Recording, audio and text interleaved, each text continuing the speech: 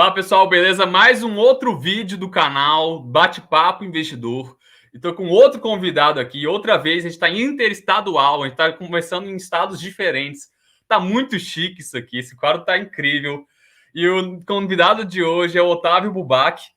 Ele, se vocês não sabem, ele é um conhecido meu, um amigo meu, um parceiro meu, que me ajuda demais aqui no canal. Fica aqui nos bastidores e hoje ele vai compartilhar o conhecimento que ele tem, bater um papo com a gente bacana aqui, ao vivo e em cores, mas a gente vai deixar gravado, né? Mas enfim, vamos lá, Otávio. Se apresente aí pro pessoal te conhecer melhor, cara.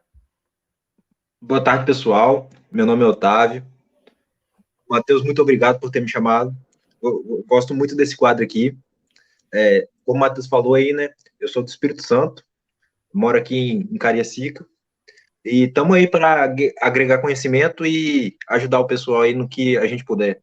Show demais, velho. Sensacional. Eu ia já começar fazendo aquela pergunta tradicional que a gente gosta de fazer, que é a seguinte: quando tu começou a investir, por qual motivo? Para as pessoas que estão aqui assistindo a gente, né, como de praxe, já olha, já consegue entender um pouco da tua história, da tua trajetória.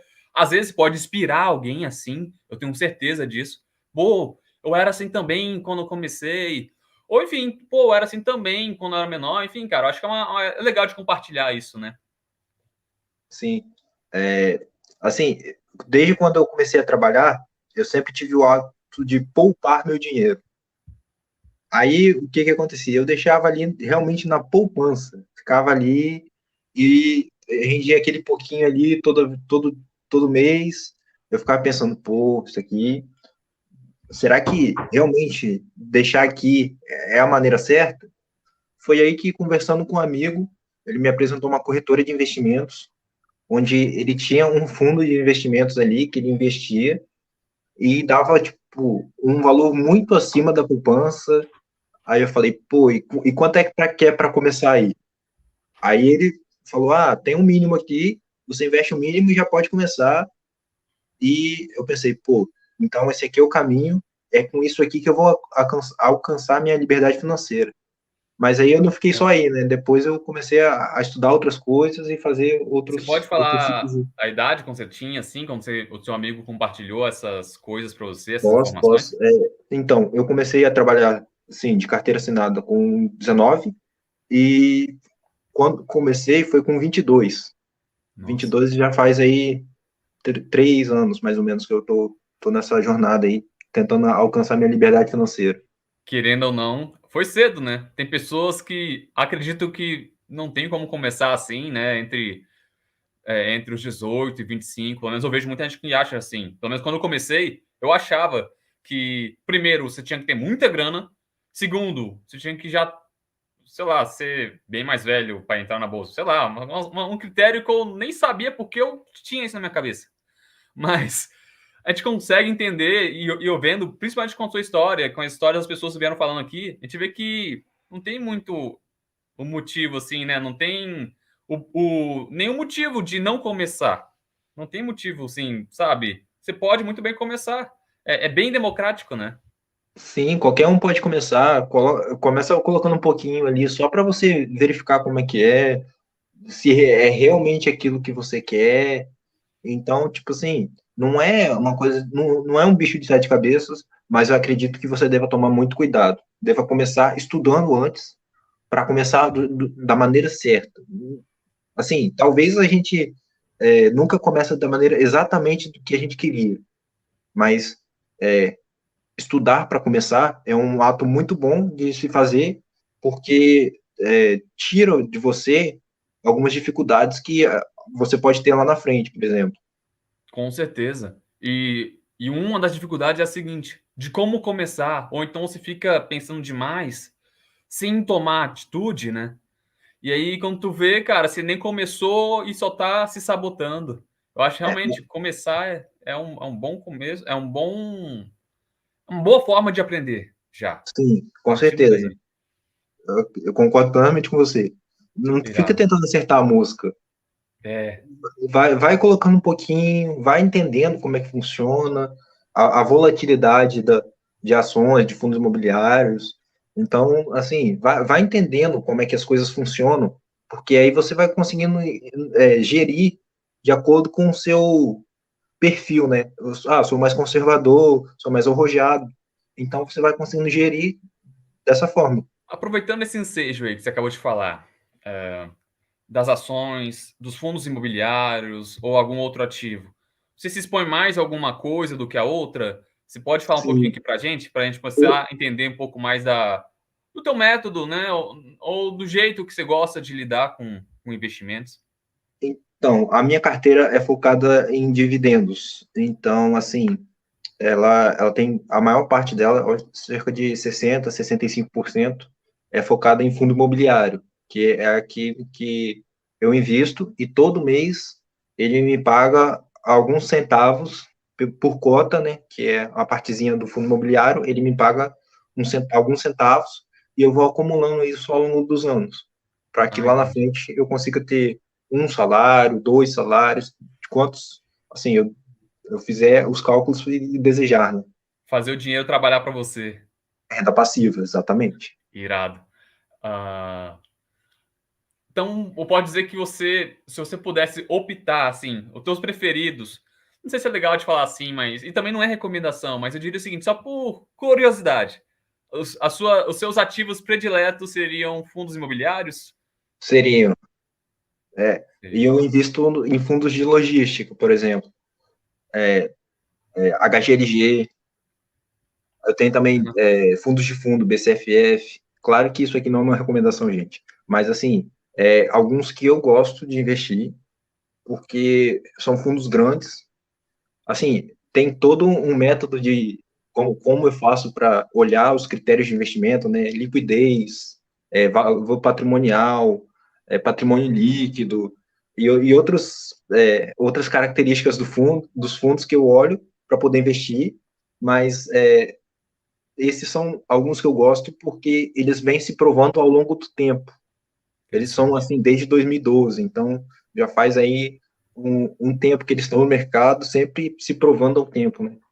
Se alguém perguntasse para você, Otávio, tipo, pô, Otávio, beleza, você falou que você gosta dos fundos imobiliários, citou alguns, tá assistindo aqui a gente agora, né, essa pessoa, e perguntasse isso para você, Otávio, o que que é fundos imobiliários? Você saberia, o que que você explicaria para ela? Com outras palavras, eu acho que ia ser interessante. Vamos lá, vamos tentar. O que que acontece? Fundo imobiliário nada mais é do que eu, em vez de pegar uma grande quantidade de dinheiro, por exemplo, R$ 300.000, e investir em um imóvel, eu vou ali na bolsa de valores, por exemplo, eu comecei comprando 5 cotas, cerca de R$ 750.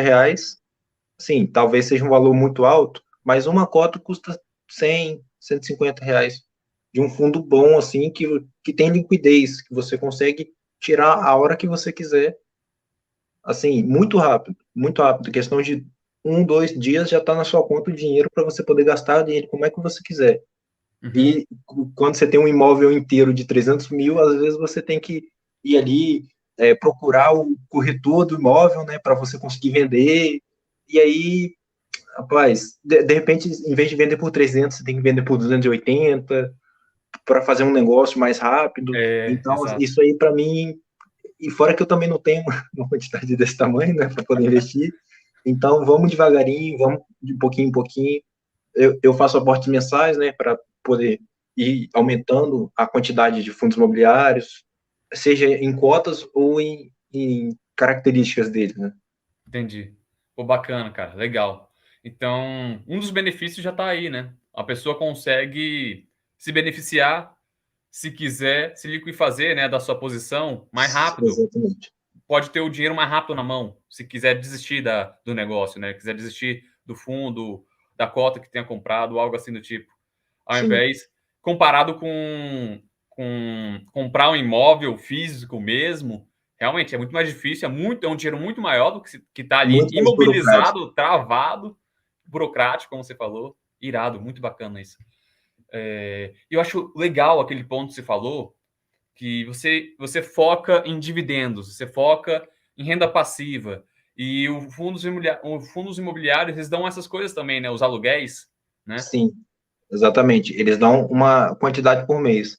Aí, esse é um dos pontos que eu olho também para poder investir. A quantidade, o percentual, né, que eles mostram lá quando você vai comprar, quando você vai estudar o fundo, eles te mostram lá a quantidade que eles estão colocando por mês para te entregar 0,7, 0,95. Hoje, creio que minha carteira esteja rodando ali no 0,7, 0,6, que assim, eu não sou muito arrojado, nem muito Conservador. conservador, né? Eu estou Uhum. ali no meio termo. Ah, bacana. Pois é, e é importante as pessoas saberem disso, né? Ter um perfil investidor, assim, logo Sim, quando antes de começar, né? Se ela vai ser uma pessoa mais moderada, se é conservadora, ou se vai ser mais arrojada, né? E sim. tem como ter esses três perfis e investir em fundos imobiliários, na sua opinião? Ou tu acredita que é só para certas categorias de perfis para esse tipo de Não, investimento? eu acredito que tenha fundos imobiliários que caiba as três categorias. Fundos de fundos para pessoa mais conservadora, tem aquele high yield, que que são os que mais entregam, né? Que é para os caras mais arrojados, assim, né? Uhum. Eles entregam mais de 1% por mês. Tem alguns aí que estão entregando mais de 1% por mês. Dos E aluguéis, tem, e né? tem os moderados, que eu creio que sou eu, né? Que fica ali no 0,6, 0,7, fica ali, assim, entre termos, né? Aham, saquei. Cara, interessante. Bem interessante mesmo. E, e com o tempo, como você falou também, você consegue acumular o seu patrimônio e consegue, além de acumular os patrimônios, você consegue ter uma renda passiva. E outra coisa, você vai ser como se fosse um salário, vai ser o segundo salário, o terceiro salário, né? E você. Hoje eu reinvisto eles, eu pego junto com o aporte, por exemplo, tô aqui com o aporte, por exemplo, vou fazer um exemplo fácil, eu aporto R$ 500 por mês, Sim, aí cai o dinheiro do dividendo dos fundos, eu tenho uma regra de não tirar eles até eu ter uma certa quantidade de dinheiro lá, então o que eu faço? Eu boto os 500 junto com mais os dividendos e aporto novamente, no caso eu compro mais cotas, né, com o dinheiro, então, por exemplo, se custar R$ 100, em vez de comprar 5, eu compro 6, por não tirar os dividendos, né? você consegue aumentar o tamanho do aporte com os aluguéis. Isso, Fenomenal. exatamente. E aí eu ia te perguntar outra coisa, hein, Otávio, quanto ao estudo, conhecimento, como você falou lá no início do vídeo, né? As pessoas precisam estudar, precisam ter conhecimento. Tem um lugar que você acha mais indicado para ela estudar sobre fundos imobiliários e tudo mais? Então, eu tenho aqui o Guia Suno de Fundos Imobiliários, que eu achei muito interessante, assim, quando eu li. É um livro que realmente é para pessoas iniciantes, mas, assim, tem muito conhecimento na internet também. Você só tem que ter cuidado com o que você está estudando, né? Porque, às vezes, nem todo mundo está tentando te ensinar a maneira certa ali, né? De fazer as coisas. Tive muitos problemas em pagar uma DARF, por exemplo. Uhum. Não conseguia achar conteúdo que realmente pagasse uma DARF. Depois de um tempo que eu consegui, DAF seria, para as pessoas que são mais iniciantes, seria o imposto de renda, né? e seria um imposto de renda, porque, por exemplo, para você comprar e para vender os fundos imobiliários, você não pode ter no máximo ali R$ 10 de lucro. Se você tiver mais do que isso, você tem que pagar uma DARF, que seria um imposto de renda que incide sobre o seu lucro. Então, quando eu vendi um dos meus primeiros que eu comprei, por conta da liquidez, eu tive que meio que pagar uma DARF e eu tive muita dificuldade de fazer, por Caraca. não ter o material, assim, indicado para eu poder pagar. Mas aí, Você, depois de um tempo, eu comecei a estudar mais e consegui aí você encontrou pagar. um material que te ajudasse com isso. Sim, sim, Maneiro. Então você diria que livros seria a fonte de conhecimento mais interessante. com certeza. É mais Maneiro. confiável. Tem. Realmente, porque assim, se você começa às cegas, é complicado, né? Você tem que Sim, ter alguma fonte confiável para lidar aí com isso. tem vários outros livros que eles te ensinam a tentar não errar da maneira que eles erraram, né? E eu acho isso fascinante, porque, tipo assim, é uma coisa que, por exemplo, o cara cara falou para não fazer isso aqui porque ele já errou aqui. Então, realmente, vamos tentar não fazer para ver se a gente não erra dessa forma, porque tá escrito aqui, né? O cara não Uhum. fez um livro para falar que que ele errou, para a gente não confiar nele, né? Então, vamos confiar nele, vamos tentar fazer de uma maneira mais é, certa, né? Porque, assim, R pequeno para quando você pode ter vários erros, mas quanto menos você errar e menor você errar, melhor, né? Você não Isso, precisa acertar muitas vezes. com Uma, certeza. duas que você estoure já é o bastante. É acertar o. Eu tinha visto isso hoje em algum lugar, cara. É como se fosse num jogo de beisebol. E aí tem vários locais em que o batedor pode bater a bola, né? Mas Sim, tem um lugar específico que, se a bola chegar ali e o batedor rebater ali exatamente nesse local específico, eu esqueci o nome, é alguma coisa point, mas ali a bola pega na veia, ele pega a bola na veia e aí ela vai mais longe, faz o home run e tudo mais. E eu acho que é como isso que você queria dizer, né? Se você acertar, como se fosse um sniper, né? No sim, momento certo, na hora certa, o lucro e tudo mais vem à tona. E se você fizer isso várias vezes, você vai ficar muito feliz, né? Ou então sim, quem com fez isso vai certeza. ficar muito feliz. É. É, Legal, legal, legal, legal. Isso é muito bacana. Isso é muito bacana. Mostra que, tipo, você não precisa acertar sempre, mas você sim, precisa acertar de uma forma, assim, boa consecutivamente algumas vezes, né? Para você ter um baita de um resultado. sim. Assim, errar pequeno para quando você conseguir acertar, corrigir o seu erro. Isso. E acertar, na hora de você acertar, é acertar grande também, né? Sim, Tipo, quando você de acertar preferência. bem. De preferência acertar grande para já conseguir sair um pouco mais na frente. Irado, irado.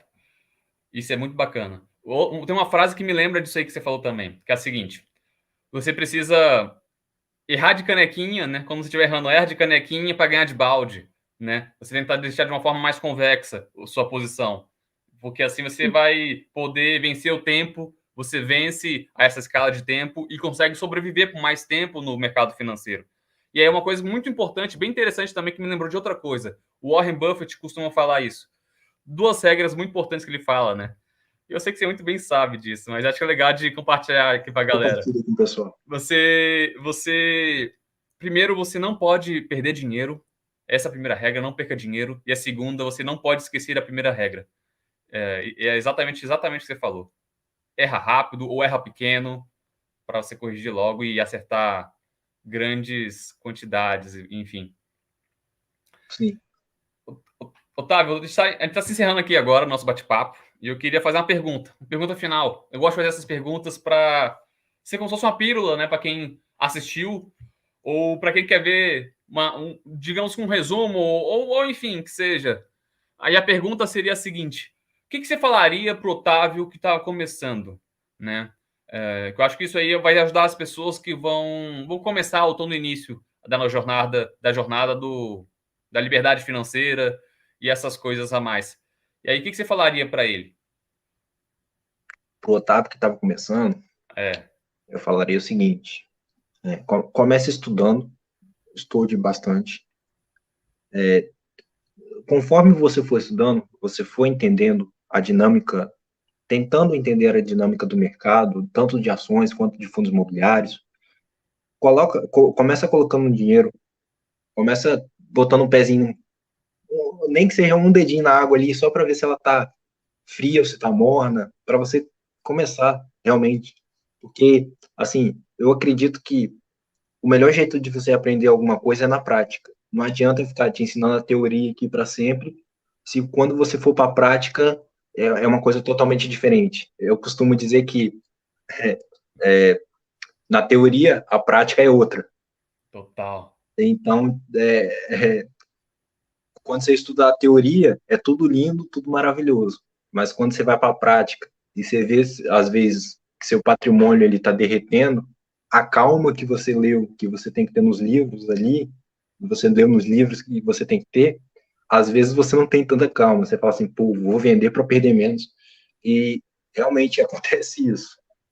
Então, vai, coloca e vai testando o que você leu. Ó, se isso aqui realmente acontece, vai testando de pouquinho em pouquinho, como eu falei, erra pequeno e vai testando para tentar quando você para tentar quando fazer com que o acerto seja muito grande, seja realmente um acerto bom. Eu acho que esse seria a minha indicação. Muito bacana. Obrigado, viu, Otávio? Obrigado pelo seu tempo, obrigado por aceitar o convite e obrigado por mostrar um pouquinho do seu conhecimento para poder ajudar a galera a gerar valor. Eu acho isso incrível. Então tá bom, gente. Fica até aí, fica a próxima. Tchau, tchau. Tchau, Muito tchau. Até obrigado, mais. Matheus.